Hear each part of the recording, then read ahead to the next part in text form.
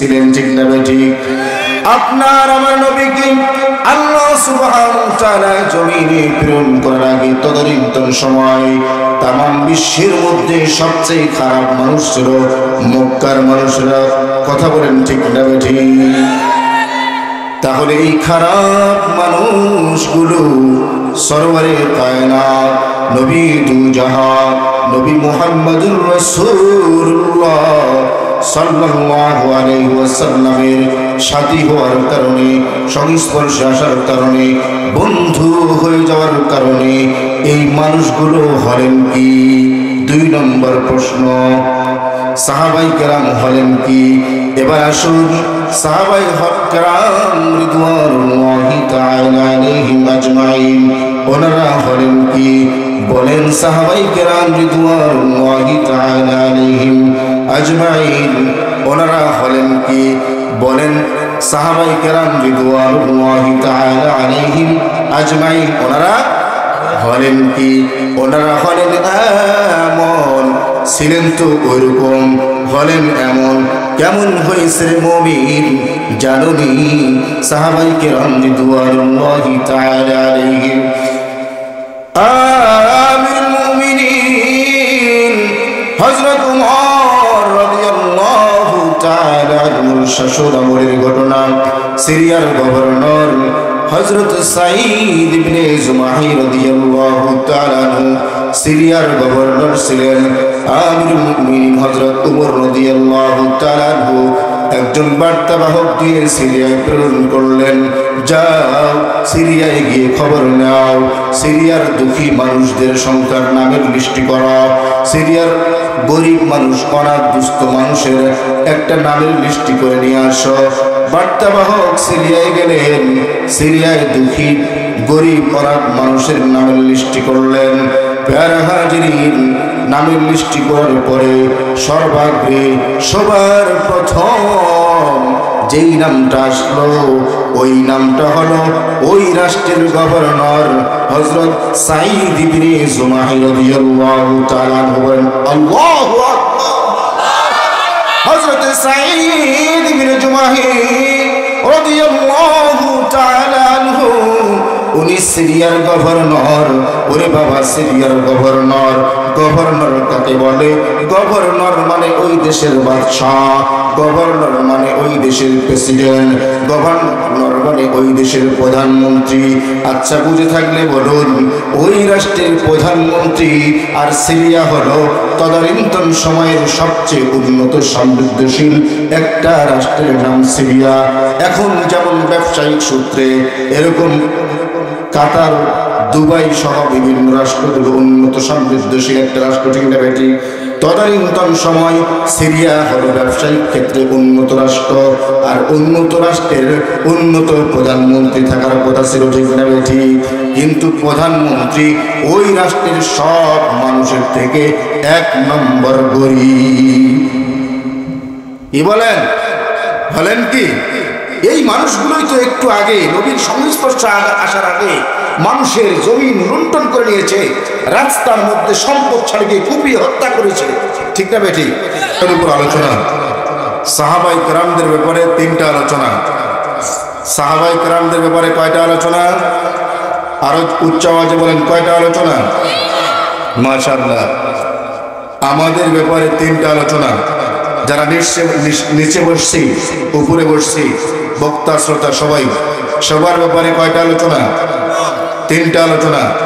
সাহাবায়ে কেরাম রিদওয়ানুল্লাহি তাআলা আলাইহিম আজমাইন ওনাদের ব্যাপারে কয়টা আলোচনা? আমাদের ব্যাপারে কয়টা আলোচনা? মাশাআল্লাহ, ছাত্র সজাগ আছে, বোঝা গেল।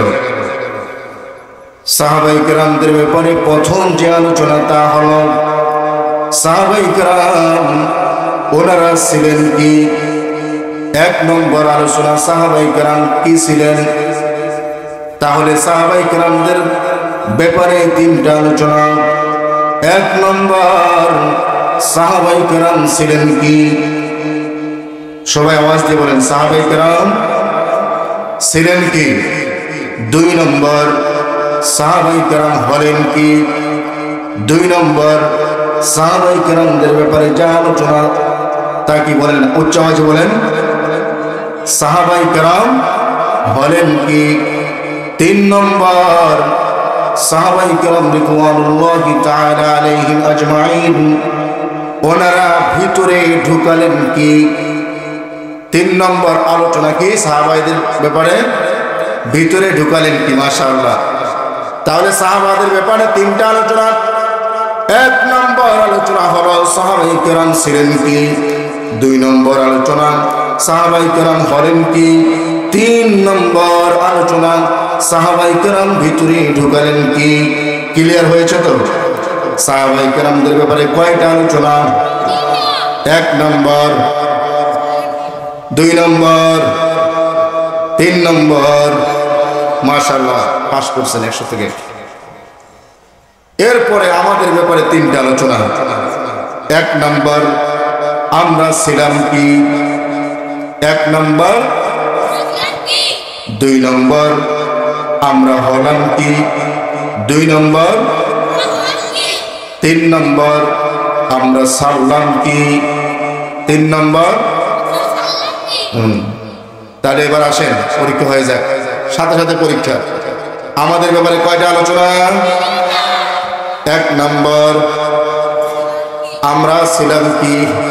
খুব কষ্ট, খুব মায়ের সাথে বলতে হবে, আমরা ছিলাম কি? 2 নম্বর আমরা হলাম কি? এটা একটু দরদ নেবেন। আহারে আমরা হইলাম কি? আহারে আমরা হলাম কি? 3 নম্বর আহা আমরা সারলাম কি? একটু দরদ নেবেন। সম্মানিত হাজিরিন, তাহলে এই 6টা বিষয়ের উপরে আলোচনা করে আলোচনা শেষ, যদি আল্লাহ তৌফিক দান করেন। ওমা তৌফিক ইল্লা বিল্লাহ। সাহাবায়ে কেরাম রিদওয়ানুল্লাহি তাআলা আলাইহিম আজমাইনদের ব্যাপারে 3টা আলোচনা। প্রথম নম্বর আলোচনা হলো সাহাবায়ে কেরাম ছিলেন কি? বলেন সাহাবায়ে কেরাম ছিলেন কি? কয় সাহাবায়ে কেরাম ছিলেন এমন তদানীন্তন সময় তাম পৃথিবীর ভিতরে সবচাইতে বর্বর, সবচাইতে আইয়ামে জাহিল, সবচাইতে খারাপ, সবচেয়ে বড় রক্তপাত করেনেওয়ালা, সবচাইতে বড় মদ্যপায়ী, সবচেয়ে বড় জেনাকর, সবচাইতে বড় সুদখোর, সবচেয়ে বড় শক্তিশালীরা দুর্বলদের উপরে এরকম চড়াও হতো। এটা ছিল সাহাবী হওয়ার আগে। সাহাবী হওয়ার আগে আপনার আমার নবীর উত্তম চরিত্র, আপনার আমার নবীর সংস্পর্শে আসার আগে সাহাবারা এমন ছিলেন, ঠিক না ঠিক? আপনার আমার নবীকে আল্লাহ সুবহানাহু ওয়া তাআলা জমিনে প্রেরণ করার আগে তদানীন্তন সময় তামাম বিশ্বের মধ্যে সবচেয়ে খারাপ মানুষ ছিল মক্কার মানুষরা। কথা বলেন ঠিক না ঠিক? তাহলে এই খারাপ মানুষগুলো সরওয়ারে কায়নাত নবী দুজাহান নবী মুহাম্মদুর রাসূলুল্লাহ সাল্লাল্লাহু আলাইহি ওয়াসাল্লামের সাথী হওয়ার কারণে, সংস্পর্শে আসার কারণে, বন্ধু হয়ে যাওয়ার কারণে এই মানুষগুলো হলেন কি? 2 নম্বর প্রশ্ন, সাহাবায়ে কেরাম হলেন কি? এবার আসুন সাহাবায়ে কেরাম রিদওয়ানুল্লাহি তাআলা আলাইহিম আজমাইন ওনারা হলেন কি? বলেন সাহাবায়ে কেরাম রিদওয়ানুল্লাহি তাআলা আলাইহিম আজমাইন ওনারা হলেন কি? বলেন সাহাবায়ে কেরাম রিদওয়ানুল্লাহি তাআলা আলাইহিম আজমাইন ওনারা হলেন কি? ওনারা হলেন এমন, ছিলেন তো ওইরকম, হলেন এমন। কেমন হয়েছে মুমিন জানুনি? সাহাবায়ে কেরাম রিদওয়ানুল্লাহি তাআলা আলাইহিম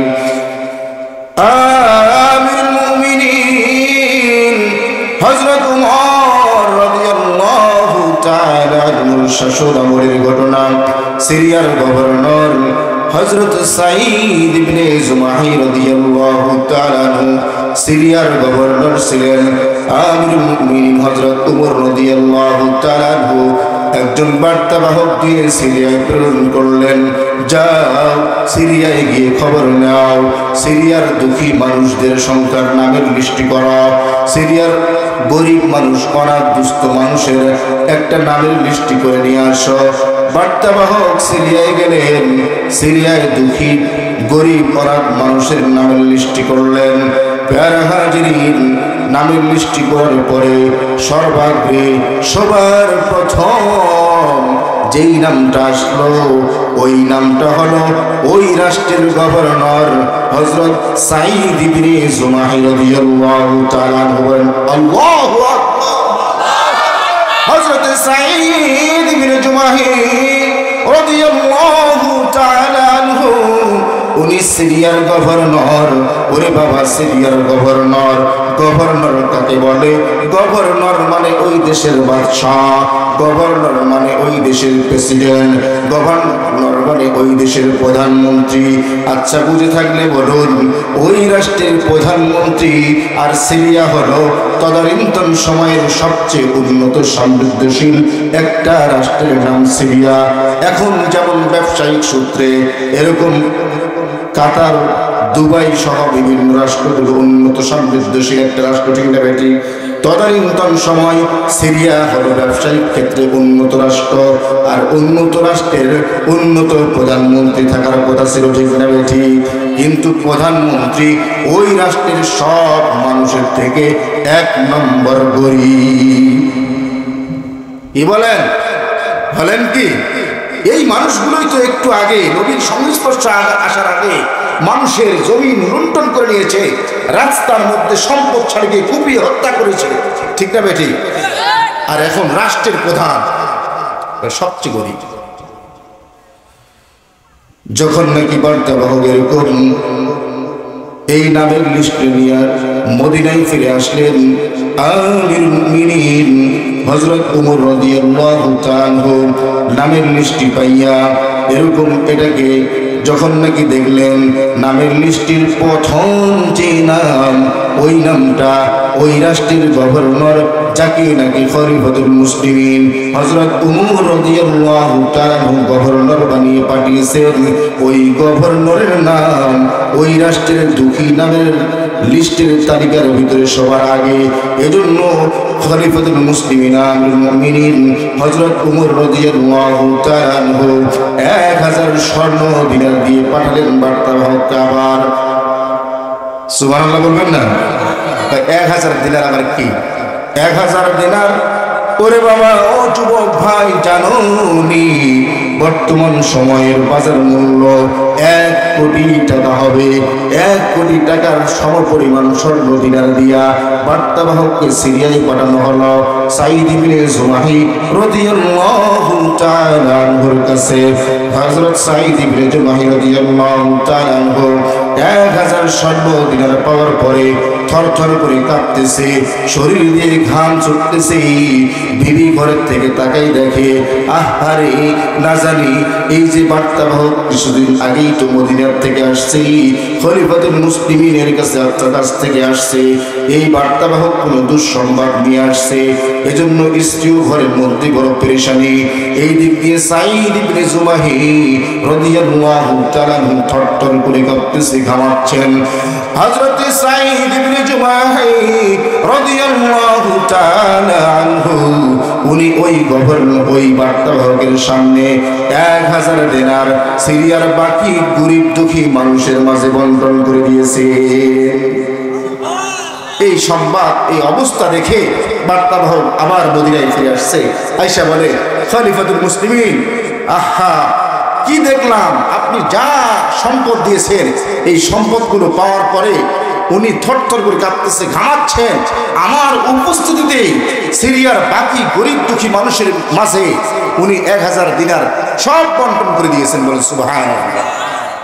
খলিফাতুল মুসলিমিন ডাক দিয়ে বলে, কি বলো, আসলে কি সাঈদ ইবনে জুমাহি আমাকে এরকম ধোঁকা দেওয়ার জন্য, আমাকে বোঝানোর জন্য এটা করেছেন, নাকি বাস্তবিক ওই সাঈদ ইবনে জুমাহি উনি আল্লাহ এরকম আল্লাহর জন্য সব কিছু করেছেন? এটা জাস্টিফাই করা লাগবে।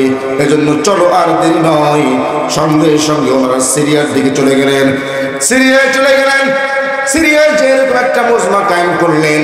এই মজমায় হযরত আমিরুল মুমিনিন উমর রাদিয়াল্লাহু তাআলা বসা, বাম দিকে এরকম সাঈদ ইবনে জুমাহ রাদিয়াল্লাহু তাআলা বসা। এবার সিরিয়ার জনগণকে ঘোষণা করা হলো, এই সিরিয়ার জনগণ, আমার গভর্নর, তার ব্যাপারে তোমাদের কোনো অভিযোগ আছে নাকি? এরপরে যখন নাকি আমিরুল মুমিনিন হযরত উমর রাদিয়াল্লাহু তাআলা বলেছেন যে তোমাদের কারো কোনো গভর্নরের ব্যাপারে কোনো অভিযোগ আছে নাকি, একজন বুড়ো বাবা তার হয়ে গেছে, আমিরুল মুমিনিন, আমার অভিযোগ আছে। সুবহানাল্লাহ বলবেন না? কার সামনে? অর্ধ দুনিয়ার শাসক। আহা, মানুষগুলো ছিল কি আর হইল কি, এর সামনে দাঁড় হয়ে গেছে। আবার ওই রাষ্ট্রের প্রধানমন্ত্রীর সামনে, বুঝছেন কিছু অভিযোগ করবে সামনে সামনে। আমাদের এই যুগে হইলে পাতি নেতার ব্যাপারে যদি অভিযোগ করেন, আপনার সাইজ করে ফেলবেন, ঠিক না বেটি? তাহলে আমরা এর থেকেও খারাপ হয়েছি, তাই না? তো সাহাবায়ে কেরাম এরপরে বলে হযরত উমর রাদিয়াল্লাহু তাআলা যে আর কারো কোনো অভিযোগ আছে? এবার যেহেতু বুড়ো বাবা দাঁড়া হয়ে গেছে, যুবক ভাইয়েরও সাহস বাইরে গেছে। এখন যুবক দাঁড়ায় গেছে, আমিরুল মুমিনিন, এই যে আমাদের গভর্নর সাঈদ ইবনে জুমাহি, তার ব্যাপারে আমারও একটা অভিযোগ আছে। কি একজন যখন সাহস পায় তখন আরো দশজন কয় কি কয় না? এখন এখানে অনেক কিছু বের হবে। যাই হোক, তো প্রথম যে অভিযোগ, বুড়ো বাবা দাঁড় হয়ে গেছে, ওনার কাছে বলা হলো, আচ্ছা তোমার কি অভিযোগ? আমার অভিযোগ হইল, এই যে আমাদের গভর্নর, ওনারে তো দিনের বেলায় আসলে পাওয়া যায়, রাত্র বেলায় আসলে পাওয়া যায়। কেমন অভিযোগ? এখন আপনি আমি হইলে তো সাইজ করতে আর দেরি লাগতো না, চুপ করে বেরিস। কারণ সবচেয়ে উত্তম চরিত্রের মানুষের সাথে তার সম্পর্ক। কি বলেন? নবী মুহাম্মদ রাসূলুল্লাহ সাল্লাল্লাহু আলাইহি ওয়াসাল্লামের সংস্পর্শে আসছে না, চুপ করে বেরিস। যুবক, তোমার কি অভিযোগ? আমার অভিযোগ হলো, আমাদের যে গভর্নর, যাকে আপনি গভর্নর বানিয়ে আমাদের কাছে পাঠিয়েছেন, ওনাকে 29 দিনেই পাওয়া যায়, একদিন ওনাকে অফিসে আসলে পাওয়া যায়। কেমন অভিযোগ? আরে সপ্তাহে তো একদিন শুক্রবার ছুটি আছে, তাই না? এরপরে সাথে আবার কি করছে, শনিবারও ছুটি আছে। আর হ্যাঁ, 29 দিন পায় দেশের প্রধানমন্ত্রী, একদিন পায় না, এটা আবার অভিযোগ করছে অর্ধ দুনিয়ার শাসকের সামনে। সাহসটা কত! তারপরে গভর্নর চুপ করেছে। খলিফাতুল মুসলিমিন আমিরুল মুমিনিন হযরত উমর রাদিয়াল্লাহু তাআলা ডাক দিয়ে বলেন, সাঈদ, তোমার ব্যাপারে যা অভিযোগ করছে, অভিযোগ কি সত্য? বলে হ্যাঁ। প্রথম যে বুড়ো বাবা আমার ব্যাপারে অভিযোগ করেছেন, অভিযোগ হলো, আমি দিনের বেলায় এরকম সময় আমার কাছে পাই, কিন্তু রাত্র বেলায় পায় না। খলিফাতুল মুসলিমিন, আমি দিনের বেলায় মাখলুককে সময় দিই, কিন্তু রাত্র বেলায় আমার খালেকের জন্য আমি নিজের সময় ব্যয় করি। বলেন সুবহানাল্লাহ। রাত্র বেলায় আমার এই কোপানটা আমার রবের কদমে নোয়াই দেই। বলেন সুবহানাল্লাহ। দ্বিতীয় যে অভিযোগ যুবক দিয়েছে, খলিফাতুল মুসলিমিন, আপনি ভালো করে জানেন, আপনার কাছে বার্তাবাহক এই সিরিয়ার গরিব দুঃখী দুস্থ মানুষের নামের লিস্টি তালিকা দিয়েছে। ওই জায়গায় যদি সিরিয়ার সব মানুষের থেকে প্রথম নম্বর আমার নাম থাকে, আমিরুল মুমিনিন, আমার মাত্র 2টা কাপড়, একটা কাপড় আমি উপর অংশে পরি আর একটা কাপড় আমি নিচের দিকে পরি। আমি যে একদিন অনুপস্থিত থাকি, ওই একদিন অনুপস্থিত থেকে আমি এরকম সকালবেলা উপরের অংশের কাপড়টা আমি ধুয়ে দেই, এটা দুপুর পর্যন্ত শুকিয়ে যায়। এরপরে ওই উপরের অংশের কাপড়টা আমি নিচের দিকে পরিধান করি, এরপরে নিচের অংশের কাপড়টা আমি দুপুরবেলা ধুয়ে দেই, ওটা বিকালবেলা আবার শুকিয়ে যায়। ও আমিরুল মুমিনিন, আল্লাহর কসম করে বলতেছি, এরপরও ওই কাপড়গুলো আমি ধুয়ে দিতাম না যদি নাকি আমাকে সিরিয়ার গভর্নর বানানো না হতো। কেন ধুয়ে দেই? এই জন্য যে মানুষে আসবে আমার কাছে বিচার নিয়ে, মানুষে আসবে অভিযোগ নিয়ে দুঃখী মানুষ আসবে সাহায্যের জন্য, আর আমার শরীর থেকে যদি দুর্গন্ধ বের হয় তাহলে তারা আমার কাছে আসবে না। এজন্য আমাকে যেহেতু গভর্নর বানিয়েছেন, এজন্য আমার কাপড়গুলো আমি পরিষ্কার করি একদিন অনুপস্থিত থেকে। কি ছিল এই মানুষগুলো? হইলেন এরকম এরকম হাজারো ঘটনা আছে, আসলে নেই। পরিবর্তন নিয়ত করা লাগবে। আলোচনার সময় সুযোগ নেই। আমার একটা আলোচনা করে আসছি সিলেহাটিতে, একসাথে দুইটা আলোচনা করে গেছে সিলেহাটির ওই দিকে। যাই হোক, এখানে হয়তো বেশি রাত করবে না, এই জন্য মাহফিল কর্তৃপক্ষ সময় দিবে না। যাই হোক, তো সংক্ষেপ বলে শেষ করতেছি। সাহাবাই কেরামদের ব্যাপারে কয়টা আলোচনা? এই তো ভালো ছাত্ররা উচ্চ আওয়াজে বলেন, সাহাবাই কেরামরা ছিলেন কি? বুঝে আসছে কেমন ছিল? তো 2 নম্বরে সাহাবাই কেরাম হলেন কি? এই হলেন কি আলোচনা চলেছিল। মানে এরকম আলোচনা হাজারো কোটি করা যাবে নাকি? এরপরে সাহাবাই কেরাম ভিতরে ঢুকাইলেন কি? ওই সাহাবাই কেরাম ভিতরে ঢুকাইলেন কুরআনুল কারীমের তেলাওয়াত। 7 দিনে 1 খতম তেলাওয়াত করতেন। 7 মঞ্জিল বলি না, 30 দিনে 1 খতম তেলাওয়াত করতেন। এমনও সাহাবাই কেরামদের ব্যাপারে আওয়াজ আসছে যে 1 পায়ের উপরে 15 পারা, 1 পায়ের উপরে ভর করে 15 পারা তেলাওয়াত করেছে, আরেক পায়ের উপরে ভর করে 15 পারা পড়ছে। এমনও কিছু আল্লাহর ওলিদের ব্যাপারে আসছে যে এরকম 1 রাত্রে 2 খতম পর্যন্ত তেলাওয়াত করছে। তো ওনারা কুরআনুল কারীমের তেলাওয়াত ভিতরে ঢুকাইলেন। 2-3টা আলোচনা শেষ। আমাদের ব্যাপারে 3টা আলোচনা। আমরা ছিলাম কি? আহারে, আমরা ছিলাম সাহাবাই কেরাম যে পথ আমাদেরকে দেখিয়ে গেছেন, ওই পথে আমরা ছিলাম। সাহাবাই কেরাম রক্ত ঝরিয়ে অজস্র কষ্ট ক্লেশ সহ্য করার পরে যে দিন রক্তমাখা আপনার আমার কাছে পৌঁছিয়ে দিয়েছে, আমরা ওটাতেই ছিলাম। হলাম কি? সাহাবাই কেরাম যা আমাদেরকে রেখেছেন, ওই যে আইয়ামে জাহেলিয়া, নবী এখনো জমিনে আসে নাই, ওই সময় সাহাবাই কেরামরা এই জমিনে যতটা পাপিষ্ঠ ছিল তার থেকেও কোটি কোটি গুণে বর্তমান মুসলমান নামীয় পাপিষ্ঠের দলেরা এখন জমিনে বিচরণ করে। ওই সময় সাহাবাই কেরামরা যতটা লুণ্ঠন করে নাই, তার থেকে বেশি লুণ্ঠন এখন মুসলমান নামীয় মুনাফিকেরা করে। ঠিক না বেটি? ওই সময় সাহাবাই কেরামরা যতটা জেনা করে নাই, এখন মুসলমান নামীয় মুনাফিক তার থেকে বেশি নিত্য প্রয়োজনীয় জেনা করতেছে। ঠিক না বেটি? ওই সময় সাহাবাই কেরাম যেই পরিমাণ মদ পান করে নাই, তার থেকে বেশি মুসলমান নামীয় মুনাফিক নির্দ্বিধায় মদ পান করতেছে। আমরা হইলাম সারলাম কি? 3 নম্বর আমাদের ব্যাপারে আলোচনা। আরে সারলাম কি? সাহাবাই কেরাম ধরলেন কি? আমরা সারলাম। সাহাবাই কেরাম কুরআনুল কারীমের তেলাওয়াত ধরলেন, আর আমরা কুরআনুল কারীমের তেলাওয়াত সারলাম। এই শেষ। একটু চিন্তা করেন, আমাদেরকেও সাহাবাই কেরামদের সামনে কিয়ামতের ময়দানে উপস্থিত করা হবে কি হবে না? ওনারা যে অক্লান্ত পরিশ্রম করে পৃথিবীর পরতে পরতে এরকম দিনের দাওয়াত নিয়ে পৌঁছে গেছেন, এই দিন রেখে গেছেন, এই দিন আপনার আমার কাছে আমানত রেখে গেছেন, আর আপনি আমি মুসলমান দাবি করে আজকে আপনার আমার অসচেতনার কারণে আজকে দিন লুণ্ঠিত হইতেছে, দিন নষ্ট হয়ে যাইতেছে, এর জিম্মাদারি আজকে নষ্ট হয়ে যাইতেছে। আল্লাহ তাআলা সকলকে বুঝার তৌফিক দান করুন।